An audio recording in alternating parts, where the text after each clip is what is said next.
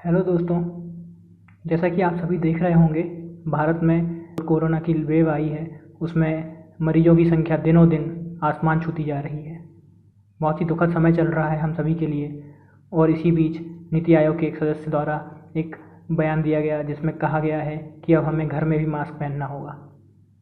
तो क्या इतनी सीरियस बात हो चुकी है अब कि हमें घर में भी मास्क पहनना होगा? क्या हवा में कोरोना फैल रहा है और क्या इससे बचने के उपाय हैं? इस सब के बारे में हम जानेंगे आज इस वीडियो में। चलिए आगे बढ़ते हैं। देखिए, आप हिंदू का आर्टिकल दिया हुआ है, इसमें लिखा है corona virus mask up at home says NITI Aayog member. तो क्या कोरोना वायरस हवा में फैल सकता है? इस सब के बारे में हम आज डीप में जानेंगे। बताऊंगा कि न्यूज़ में क्यों चल रहा है, एरोसॉल्स क्या होते हैं, कोरोना क्या हवा में है, इसकी नई रिसर्च क्या क्या क्या सबूत हैं इस बात के, और प्रिकॉशंस क्या हो सकते हैं इन सबसे बचने के, और लास्ट में कंक्लूजन बताऊंगा। मैं हूं साकेत राज साहू, नया चैनल अपना लेकर आया हूं, knowledge unlimited study revise and score. You can follow me on Instagram knowledge unlimited and YouTube my channel subscribe now. तो न्यूज़ में क्यों है? जैसे कि मैंने आपको बताया कि जो नीति आयोग के सदस्य हैं डॉक्टर BK पॉल, उनके द्वारा अभी हाल ही में प्रेस कॉन्फ्रेंस की गई थी और उसमें कहा गया था कि हमें घर में भी अब मास्क पहनने होंगे। और दूसरी खबर ये थी कि एक नई रिसर्च पब्लिश हुई है, साइंस मैगजीन लैंसेट है, जो कि आप सुने होंगे आपने इसका नाम। उसमें एक न्यू रिसर्च पब्लिश की गई है बहुत से साइंटिस्ट द्वारा मिलकर, जिसमें कहा गया है कि जो SARS-CoV-2 वायरस है, जो कोरोना वायरस है, उसका जो कोविड-19 का जो वायरस है उसका ऑफिशियल नेम है SARS-CoV-2 और वो हवा के द्वारा ट्रांसमिट होता है। ये सब इसमें बताया गया है। तो आगे बढ़ेंगे और ये देखिए आप लैंसेट का यहाँ पे कटआउट है, 10 scientific reasons in support of airborne transmission of SARS-CoV-2। तो क्या है रिसर्च में, क्या कहा गया है, डीप में हम इसके बारे में आज जानेंगे। जो 6 एक्सपर्ट्स हैं from UK, US and Canada, इन लोगों ने एनालिसिस की और पता लगाया कि जो पब्लिक हेल्थ मेजर्स लिए जा रहे हैं वायरस को ट्रीट करने के लिए, वो सक्सेसफुल उसमें हो नहीं पा रहे हैं और लोग उससे असुरक्षित हैं। क्यों हैं? क्योंकि जो हवा के द्वारा जो ट्रांसमिशन होता है उसके कारण। तो इसका कोई सबूत अभी तक पुख्ता मिला नहीं है, बट ये कयास लगाए जा रहे थे अभी तक कि जो एयरबॉर्न ट्रांसमिशन होता है उसी के कारण ये लोग सुरक्षित नहीं रह पा रहे हैं। बट अभी उन्होंने बहुत सी रिसर्च की और ये साबित करने की कोशिश की कि आखिर क्यों हो रहा है। तो जो जॉस लुइस जिमेनेज एक साइंटिस्ट हैं यूनिवर्सिटी ऑफ कोलोराडो के, उन्होंने कहा है कि the evidence supporting airborne transmission is overwhelming and evidence supporting large droplet transmission is almost non existent. तो उन्होंने कहा है कि जो ड्रॉपलेट ट्रांसमिशन के सबूत हैं वो तो बिल्कुल भी ना के बराबर है, बट जो एयरबॉर्न ट्रांसमिशन हो रहा है उसके सबूत काफ़ी मिले हुए हैं हमें। तो इससे साबित होता है कि एयरबॉर्न ट्रांसमिशन तो होता है बट ड्रॉपलेट ट्रांसमिशन हो रहा है, इसका कोई सबूत हमारे पास है नहीं।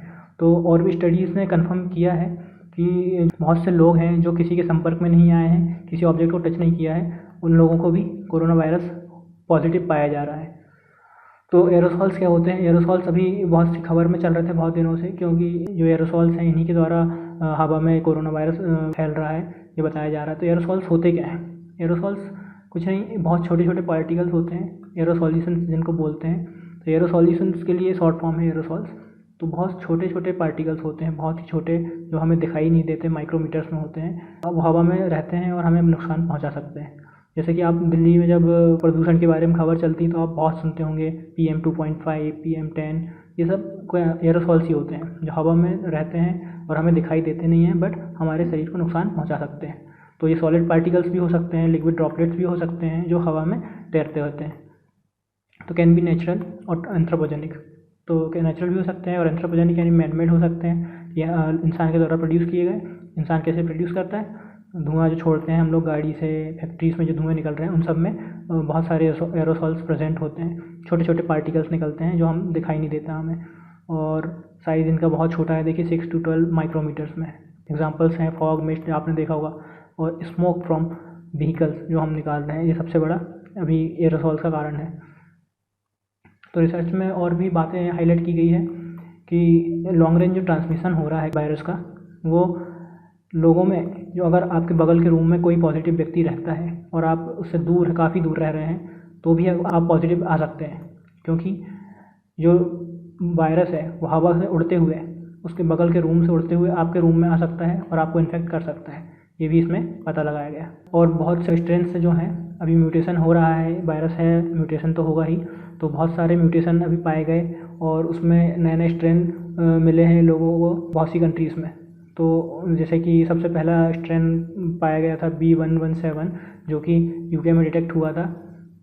इसी तरह B1351 जो कि साउथ अफ्रीका में डिटेक्ट हुआ था और P1 ब्राज़ील में पाया गया था। और इसी तरह B1427, B1429 कैलिफोर्निया में मिला है।